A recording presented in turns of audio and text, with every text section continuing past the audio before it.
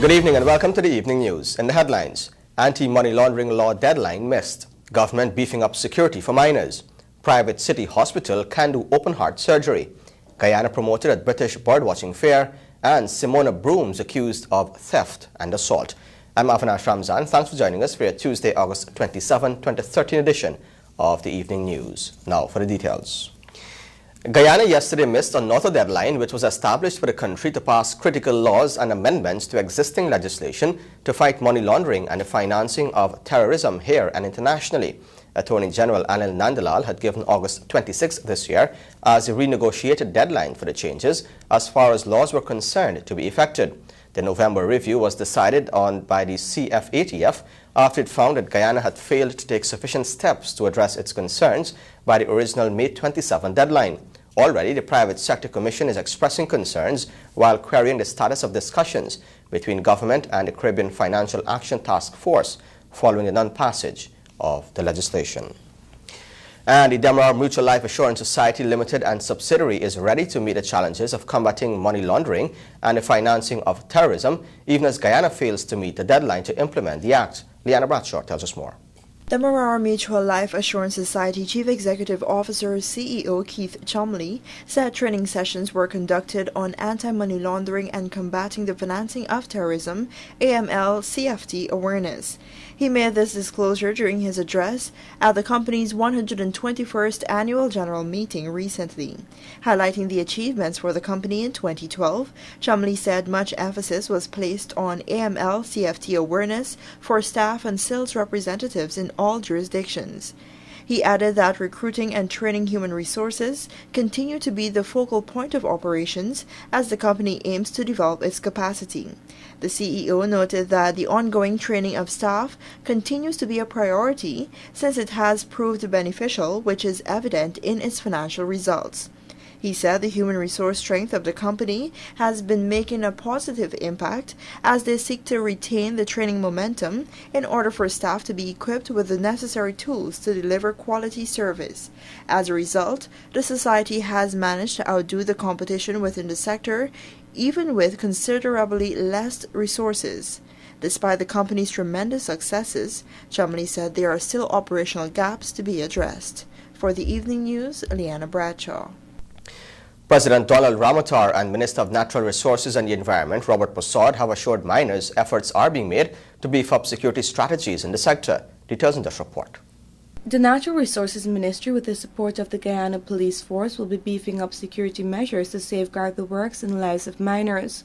Granting of firearm licenses to miners, increased security checkpoints, increased police presence, addressing the issues of shakedown by ranks and clamping down on the illegal sale of oil are among issues placed on the table to be addressed in the upcoming weeks. This was announced by Subject Minister Robert Prasad, who said the regulatory agency and the Guyana Geology and Mines Commission will work to better facilitate the security needs of the miners in the various districts. However, while the ministry through Operation El Dorado has been clamping down on illegal problems, Minister Prasad said the judicial system poses a major stumbling block. Is dealing with the issue of illegal mining or raiding. This is a contentious issue and one of which, and we need to from the very outset recognize that the GGMC needs to step up its effort and also get much more support from the mining community. And whilst we've launched Operation El Dorado and looking at new measures of tough enforcement, we are also faced with another impediment in our quest to deal with this matter, and that is the granting of injunctions at the court against the Commission when it takes action against those who are engaged in illegal mining.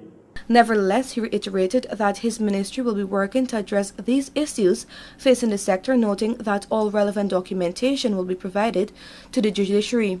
And another area too, in terms of having increased attention, is clamping down on illegal conduct in mining areas such as trafficking in persons, prostitution, and even the use of narcotics, among other vices. The ministry, working with other stakeholders, will continue to engage the Ministry of Home Affairs, the police force, and others in addressing this matter. And in fact, at the President's directive, a meeting was held between the Commissioner of Police and the GWMO and other stakeholders last Friday. The Natural Resources Minister reconfirmed his ministry's support of a mercury-free industry, noting that the government has been working on a range of initiatives to aid in the transition to mercury-free technology in the extraction of gold. The focus is on support for technology transfer, technical support, training through the recently launched mining school, and access to international partnerships. Sabatini Daniels reporting for the Evening News. The Balwant Singh Hospital is now able to offer open-heart surgery for children along with other emergency surgeries. Our administrator of the hospital, Dr. Madhu Singh, said that the hospital can conduct pediatric cardiac surgery. The hospital has managed to conduct 2 surgeries for children, which were successful and eased the burden of them having to travel overseas to access similar services. These surgeries were performed by Dr. Ratan Kumar Das from the Medica Super Specialty Hospital in Kolkata, India. He has some 10 years experience. More news still ahead. Stay tuned. You're watching the Evening News.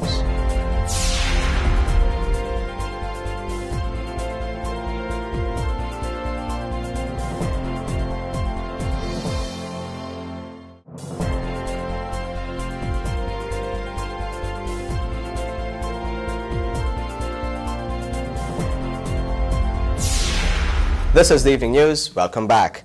Destination Guyana is expected to gain more international recognition following the Guyana Tourism Authority's participation in the British Birdwatching Fair held in England recently. Details in this report. Updating the media on the outcome of the just concluded British Birdwatching Fair, Guyana Tourism Authority Director Indranath Singh said the event allowed them to meet with over 14 birdwatching companies that are interested in selling Destination Guyana. He noted that they are keen on promoting Guyana as a birdwatching and tourist hub. Guyana also met with Cox & Kings, one of the largest and most reputable international birdwatching companies, to discuss wildlife festival for Guyana in 2015.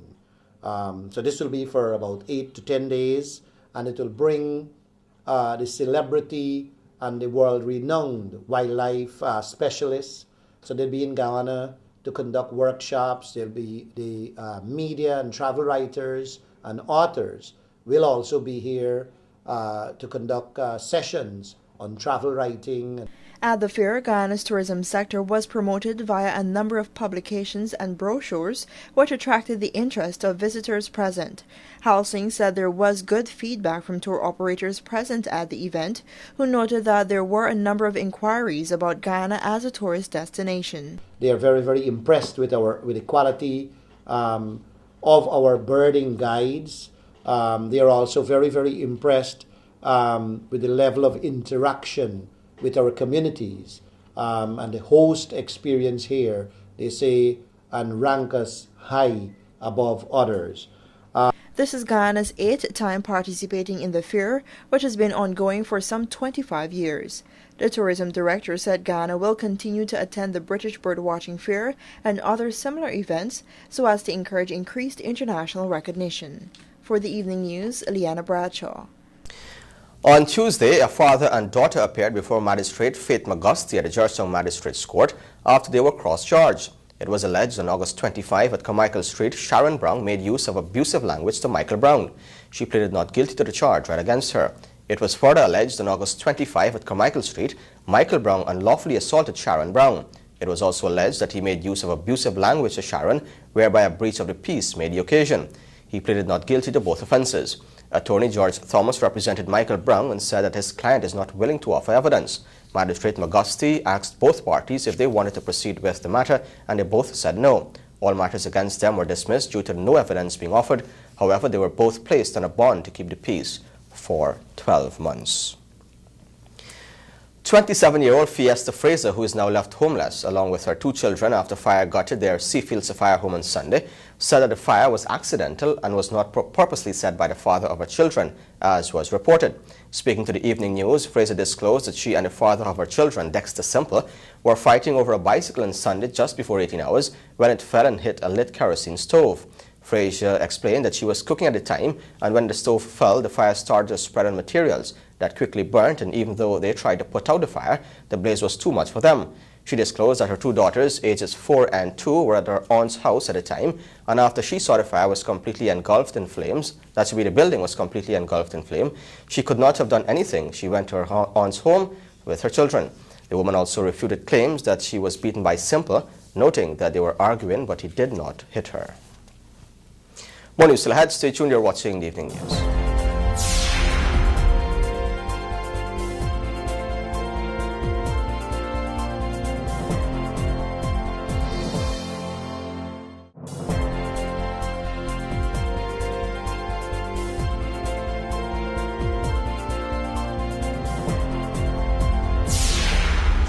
This is the Evening News. Welcome back. Scores of young people on Sunday joined the Progressive Youth Organization, the PYO, to successfully repaint 110 pedestrian crossings across Guyana as part of the organization's Road Safety and Back to School campaign.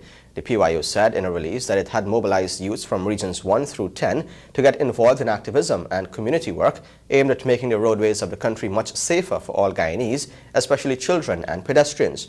Chairman of the steering committee of the PYO, Omar Sharif, who joined the youths to paint a few crossings, said that he was impressed with the commitment and dedication shown by the young people. He said that the PYO remains focused on playing an instrumental role in reforming communities, making the roadways safer while reinforcing the general principles of road safety throughout Guyana. Pedestrian crossings in Georgetown, Berbice, Essequibo, and several other outlying areas all received a facelift. Last year, a total of 33 crossings were repainted and completed. The repainting exercise will continue throughout the week. The Guyana Women's Minors Organization's president, Simona Brooms, was on Monday arrested after allegations of theft and assault were leveled against her. More on this report.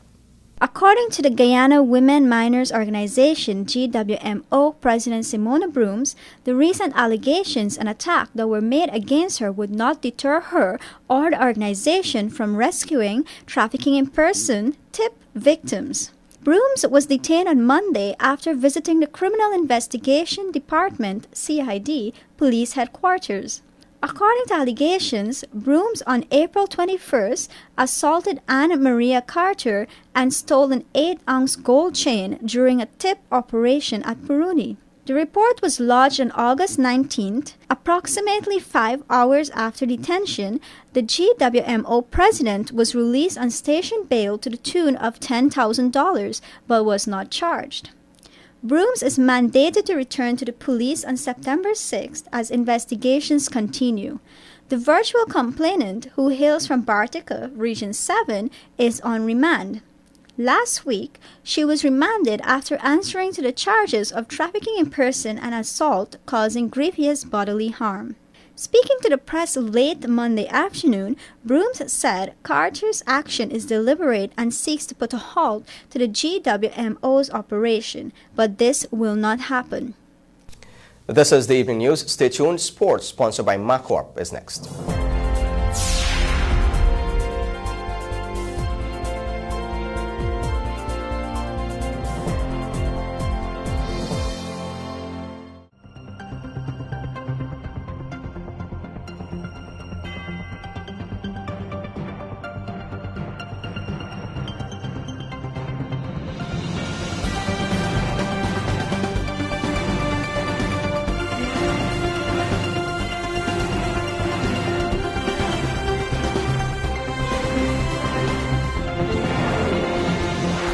Welcome back to the Evening News. Now for a look at sport, which is sponsored by our good friends at Macorp. In the headlines, Gumendra Shivdas is Guyana's latest world powerlifting champion.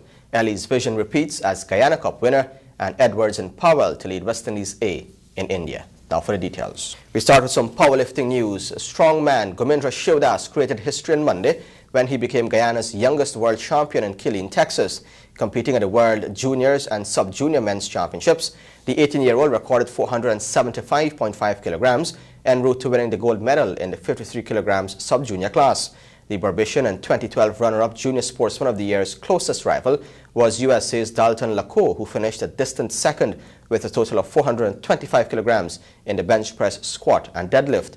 Shivdas's best squat of 180 kilograms and bench press of 90 kilograms were below Lacour's 182.5 in the squat and 105 into the bench press heading into the deadlifts. However, a huge lift of 205 kilograms on his second attempt thrust the Guyanese into the lead. With Shivdas holding the psychological advantage, Lacour only mustered a lift of 137.5 kilograms and failed twice at 192.5 kilograms. Russia's Alexei Kolokov was third with a total of 412.5 kilograms. Some horse racing news. A packed Port Moran Turf Club was on Sunday treated to a spectacular piece of riding from Nicholas Patrick, who powered Ellie's Vision to a successful defense of the B-class and lower feature event of the 7th annual Guyana Cup horse race meet. Competing in the lucrative 1500 meters main attraction, Patrick, a Trinidad and Tobago national, rode brilliantly to hand the Jaguar Racing Stable a $3.5 million first prize and a huge Banks DIH trophy. Let's take a look. Still Ellie's Vision, Settle in Seattle coming very, very strong. Settle in Seattle got to the forefront. It's Settle in Seattle now, and then we have got to go. Settle in Seattle got to go. Ellie's Vision, they're running around the turn here now. It's still a Settle in Seattle from Ellie's Vision. Yes, Settle in Seattle. Ellie's Vision got to go. A follower gonna have to go. He's good running here now. Somebody making good run from the inside too, but it still seems to be got to go to bit down the two. It's got to go down from Ellie's Vision. Settle in Seattle on the outside. Somebody, it's now Ellie's Vision. Ellie's Vision again. Ellie's Vision from this one got to go inside. Ellie's Vision wins from number 11.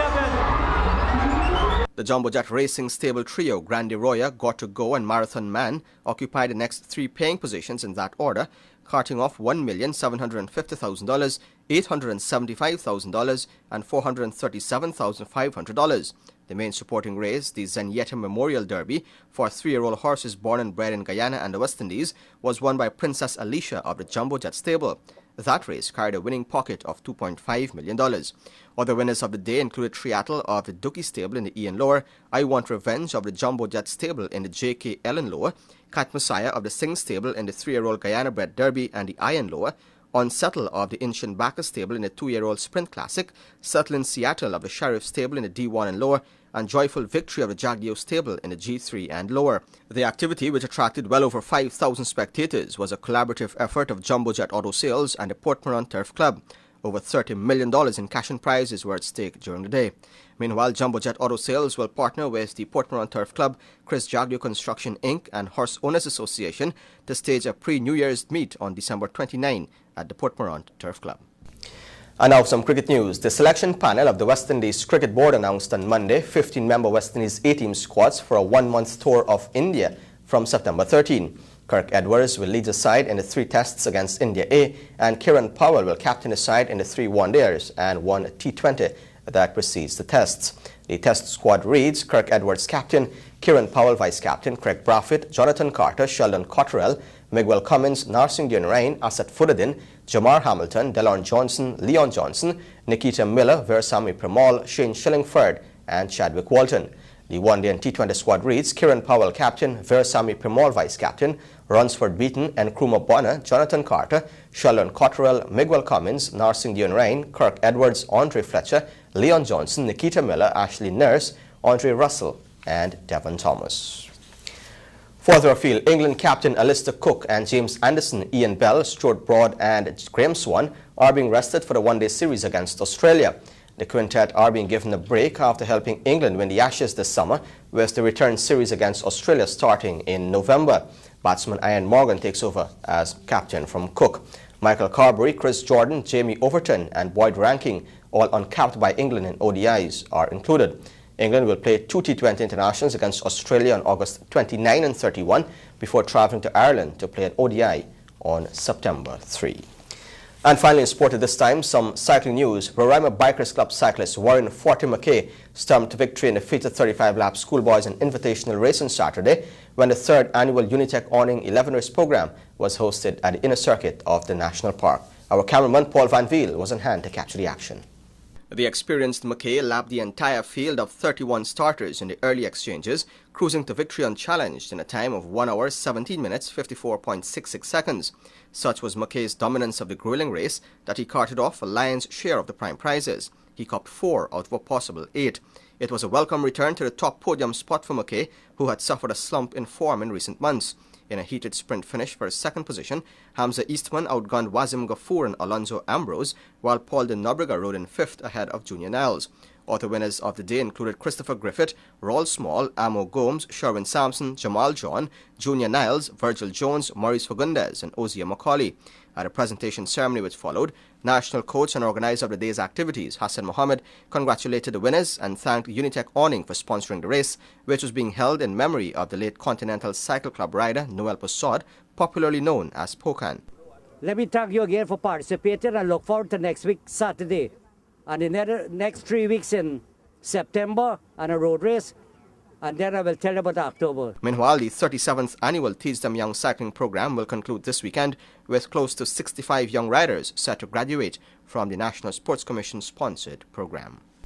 And with that, we've come to the end of sport. Of course, you can find these stories and more in tomorrow's edition of the Guyana Times. And here's an invitation to join us on TVG Channel 28 and on Radio Guyana Inc. 89.3 in Essequibo, 89.5 in Georgetown and Environs, and 89.7 in Berbice and Unicary, Suriname. Stay tuned, your Bridge reports are next.